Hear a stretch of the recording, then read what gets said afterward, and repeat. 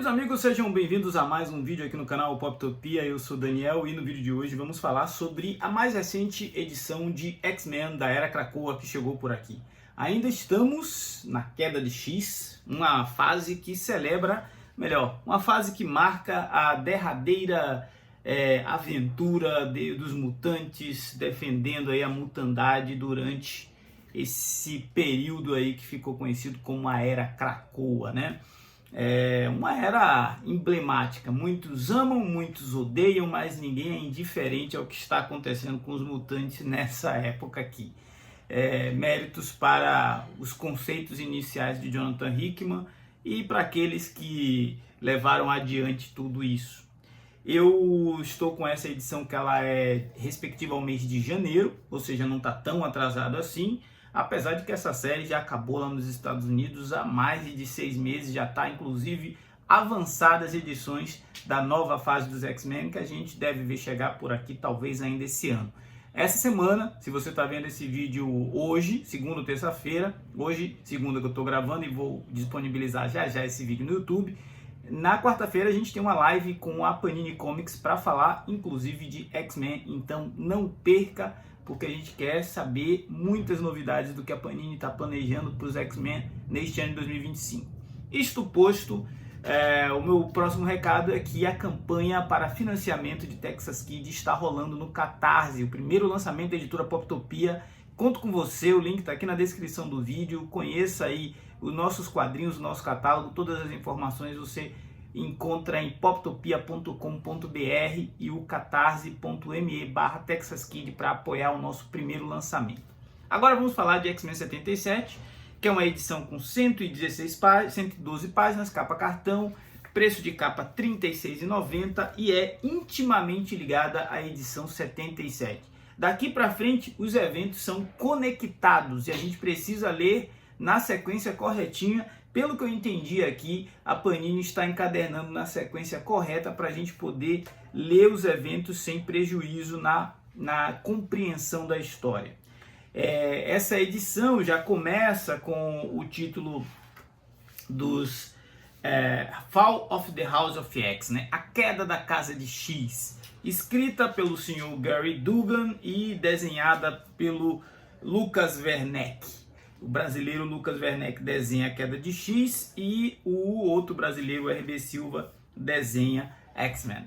Então, na Dinastia de X, a Queda, a gente vai acompanhar o Wolverine junto com o Colossus e junto com o Noturno organizando uma iniciativa de atacar a Orcs.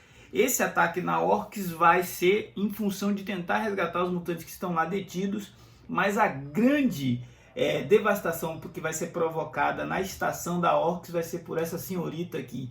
Então dá para dizer que nesse quadrinho a história já começa na capa, né? A gente vê a Polaris chegando com a cabeça daquele sentinela que se chamava Lugar Nenhum, que durante muito tempo foi a base dos Guardiões da Galáxia, inclusive no MCU ainda é.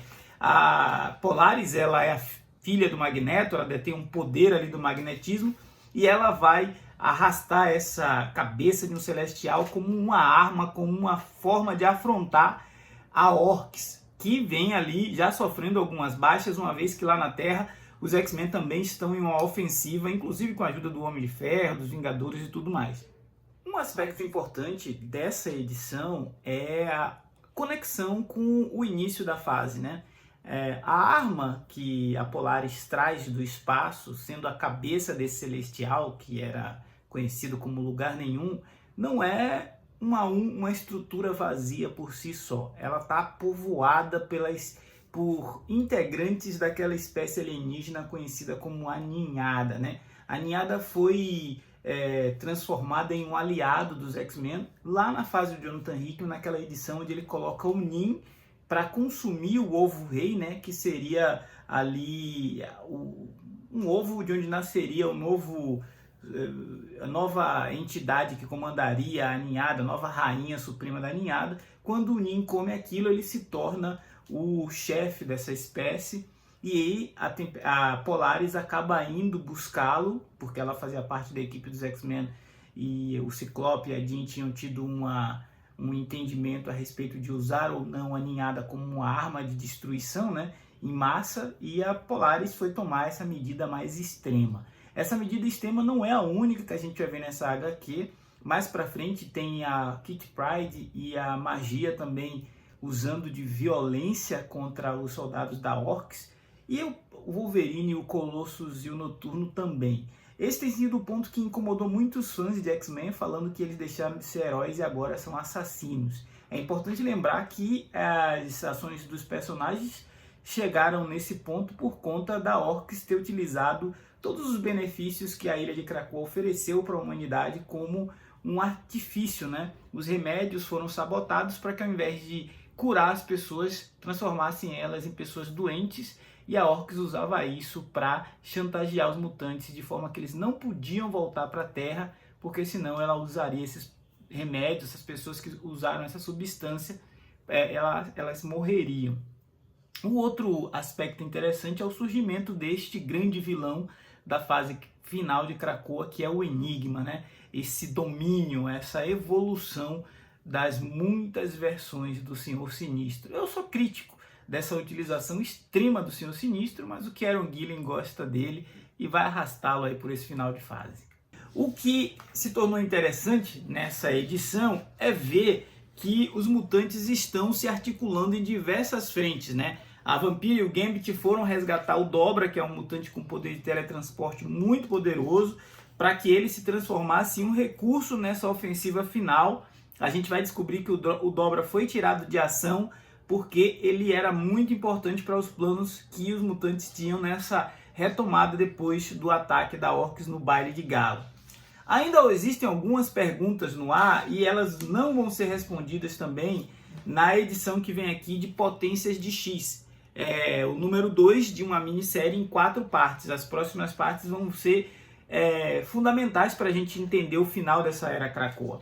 Potências de X foca no time do Professor Xavier, que está baseado em uma espaçonave, uma base que é fora do espaço e do tempo, porque eles precisam se esconder de uma entidade que está sendo intitulada aqui de Enigma, né? O Enigma é aquela versão suprema de todos os clones que o Senhor Sinistro espalhou desde a Era Vitoriana. Então a gente tem aqui uma história que é até certo ponto complexa, é difícil de ser explicado, mas o editorial tratou de colocar um mapa, né? Um mapa dando aqui um norte daquilo que está acontecendo.